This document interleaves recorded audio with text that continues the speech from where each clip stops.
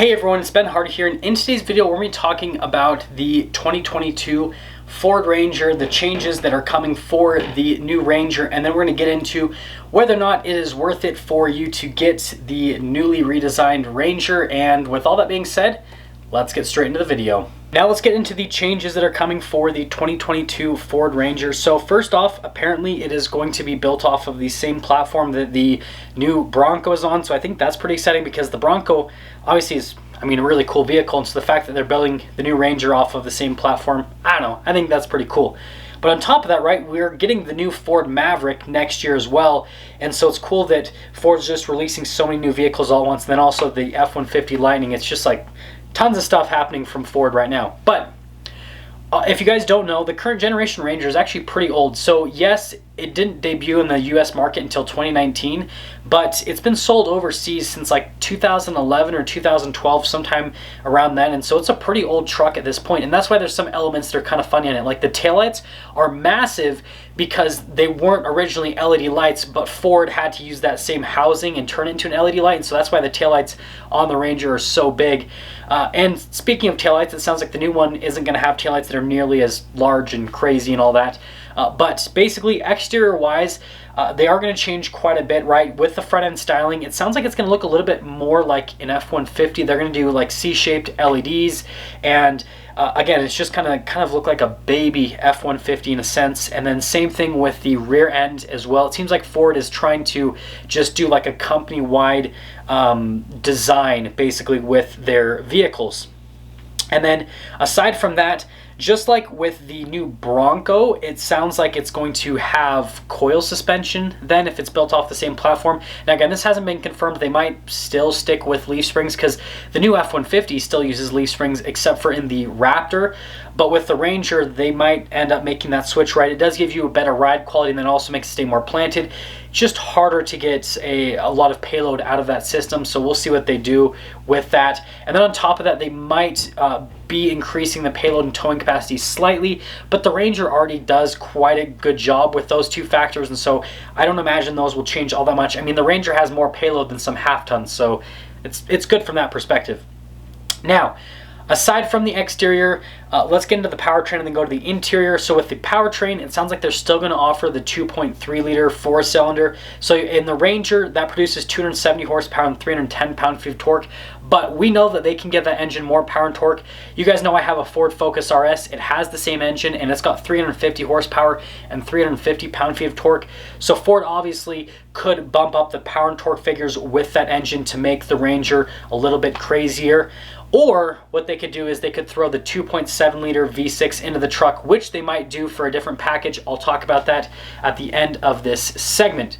Now, aside from that, the Ranger will be getting Ford's new infotainment system. So like the gigantic screen in the F-150, they might be throwing that in the Ranger, which is pretty exciting on the higher end models. And then overall, it sounds like they're just going to redo the whole interior. So nicer materials on the dash, the door panels, the seats, all that stuff. And again, the bigger infotainment system. And we might actually get a full digital gauge cluster on the higher up packages with the Ranger as well. So basically, it sounds like they're stealing a bunch of stuff from the new F-150, which I don't think that's necessarily a bad thing to do. I love the new F-150 interior. I love the tech. And so if they throw some of that into the Ranger and it's at a more affordable price point, I am all about it. Now, aside from that, pricing will be going up slightly with the new Ranger, so expect any of the packages are going to stay the same, so expect any of the current packages price-wise to be a little bit more with this new 2022 Ranger. Now, aside from that, let's get into the exciting stuff quickly, and then we will finish things off by going over whether or not this truck's worth it. So in terms of the exciting stuff, they might finally be bringing a Ranger Raptor to the US. So they do sell it overseas, but I believe it has a diesel engine in it for the most part with that Ranger Raptor.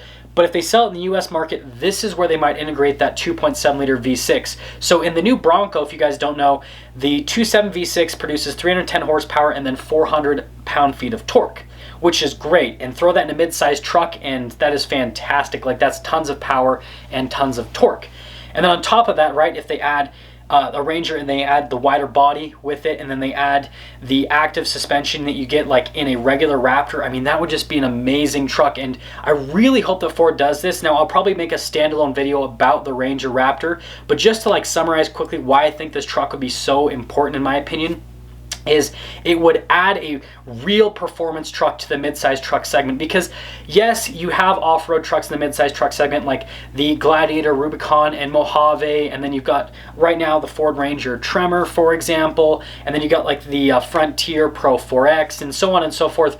But there isn't really like a true performance midsize truck. There's not a midsize truck that accelerates quickly, and then on top of that you can drive really fast in off-road circumstances. Like the Ranger Tremor, for example, you guys saw my review on that. I could drive pretty fast, but it's not the same as like a Raptor. And so if they do that, I think it'll fundamentally change the midsize truck segment, because we'll see more automakers going and making trucks to then compete with that Ranger Raptor. And then the other thing that I think is pretty cool is it'll make a Raptor a lot more affordable. And so I think more people will get into that Raptor type driving, because right now the Raptor is pretty expensive, right? They're $60,000, $70,000, $80,000 plus. And so it's kind of nerve-wracking to take a vehicle that expensive off-road and beat on it. Whereas if we get a Ranger Raptor that's significantly less expensive, like maybe the starting price on it is in the $40,000 range and fully loaded it's in the $50,000 range, that's a lot easier to swallow if you go and take it off-road and, you know, go down trails really fast and jump it and all this stuff to beat on it, right? I think that would be just absolutely awesome. I don't want to stay in this too long because I need to just make a full video about the Ranger Raptor.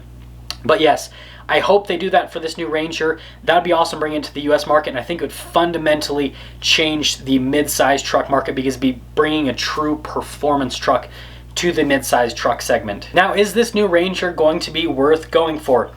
I think it's going to really just depend on what they end up changing, right? If they release this new Ranger and it has the same power and torque figures and the payload and towing capacity is about the same, but they update the interior and the styling a little bit, then I don't necessarily think it's going to be worth just jumping right into if you currently own a Ranger, because your truck is still going to feel like a nice truck. It's still going to be really capable. The new one will feel a little bit nicer, but it won't necessarily feel so nice that it's just worth jumping into. But if they actually end up increasing the power figures for the 2.3 liter engine, and they give us the option to get the 2.7 V6, and they add a Raptor variant, and on top of that they changed enough with the suspension that it drives significantly different than the current Ranger, right? You don't get all that, if they do the coil suspension right, you won't get all that motion with the back end, especially when you take it off-road, that you get with the leaf springs in the current Ranger. And so if they make enough changes, and then on top of that we get the added tech and updated interior, then I think it'll really be worth it. And yes, being built off the same platform as the Bronco is pretty cool.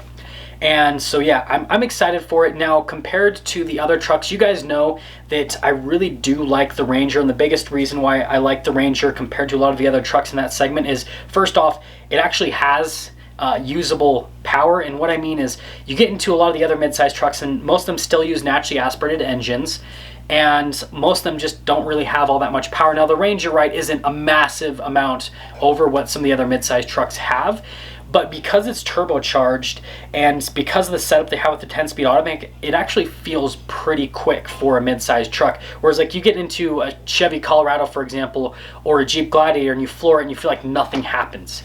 And so I still think that if they make these changes with the Ranger, and if they slightly increase performance, it'll still be pretty much one of the best mid-size trucks, if not the best mid-size truck you can go for, because it's got really good performance, payload, towing capacity as well. And it sounds like they're going to make the interior even nicer, so it'll feel a lot nicer. I think it looks good from an exterior styling perspective. So overall, it's this really nice, capable truck that's actually fun to drive.